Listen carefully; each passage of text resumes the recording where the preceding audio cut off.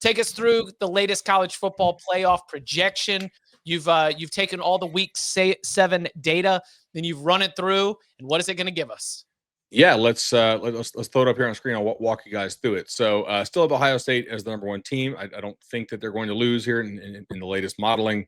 I do have Miami and Texas Tech as pretty likely to go undefeated.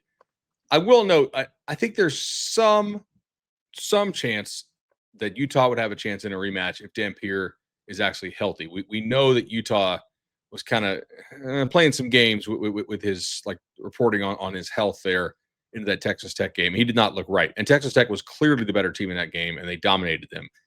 I don't know if he's fully healthy, if they dominate them in the same way, if that's the rematch. But I do have Ohio State, Tech, and Miami going undefeated and claiming the top 3 spots. This model run had Bama beating out an undefeated A&M in the SEC championship game. So A&M gets the 5 spot. No Indiana fans are not happy. I had Indiana 6 there. I had Indiana losing to Ohio State in the conference championship game.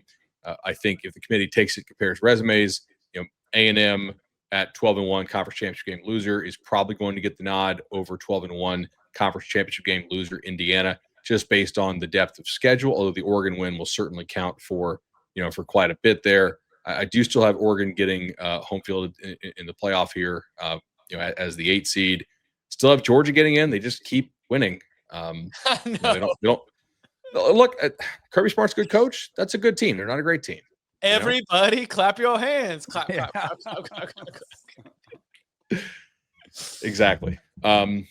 Tulane is the G5, but really there's probably 6 or 7 teams that are still alive there for the G5 race. Obviously, Old Dom losing to Marshall kind of kills that. Whoa. And this time Georgia Tech actually got in, so that was interesting. Do we think an 11-2 ACC or loser? Big 12 championship game loser is potentially going to get beat by a 9-3 non-championship game participant from one of the other, for the major 2 conferences? Ooh. Yeah, boy, that's setting up a big argument. I'm just telling you, this is going to come up a lot, especially if it's Utah or Georgia Tech. Yeah, it depends who the 9-3 team is. Like if it's Oklahoma at 9-3, I think Oklahoma gets the spot. It might be Georgia. If it's Georgia, and it might be one of those games is Georgia Tech. Like, how does it look? Yes. Yeah. If it's Georgia and it's Georgia Tech and they had head-to-head a week before, then unfortunately it's probably tough. You're going to have to win the ACC titles, your only way to get in. Or beat Georgia. Right. Georgia Tech can beat Georgia. Absolutely. I mean, shoot, Yeah. They did it last year. Almost did it. And 9 overtimes it took. So, yeah, definitely they could. And look, Tech is not a reliable favorite under Brent Key. They're really good in an underdog role, but they routinely kind of screw around when they're favored. So there's not any kind of guarantee that they run the table in their non-Georgia and their non-UGA opponent games. They're an underdog this weekend. Right. Against Duke. Yeah. Big game. I mean, huge game. So looking at this, I mean, we still have probably 25 or 30 teams whose fan bases are like, hey, we really still have a shot to make the playoff. I didn't always love the idea of going to a playoff, but again, I do think 12 is way better than 4. Just at 4, ESPN would be running these who's in commercials, and their message is basically, hey, everybody bet about 9 teams, your season is over.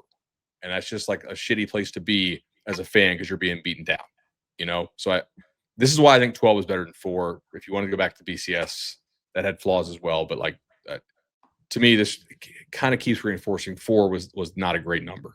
I mean, maybe 8's better than 12, but 4 was bad. So this keeps a lot of fans engaged throughout the sport. With obviously Texas Tech in here as your Big 12 champion, and we're talking about Georgia Tech, or what would happen in terms of the Big 12. Rough weekend for the Big 12 in terms of the overall strength of that conference. The idea that this is not, a Texas Tech and the 15 Dwarves was really hurt by TCU getting dog walked by Kansas State. There was a couple other kind of Iowa State lost to Colorado. Iowa State lost to Colorado. When I was doing my my movers in the 136, I was noticing a trend of a lot of Big 12 teams that had been in that sort of 20 to 35 range we're all starting to slip down, and that's not going to be the best thing in terms of trying to get two teams into the college football playoff. Yeah, they kind of really need both BYU and Texas Tech to be undefeated in the Big 12 championship. Do they play each other in the regular season? BYU and Tech, Yes. they do. I believe Okay, BYU so goes to Tech. November. Yeah. There's just no way that's happening then. Boys, Right. we got Holy War this week. Mhm. Ooh, yeah, I can't talk about BYU or Utah what their record's going to be till I see Saturday night out in Provo. One of many games that are very exciting about this coming weekend. All right,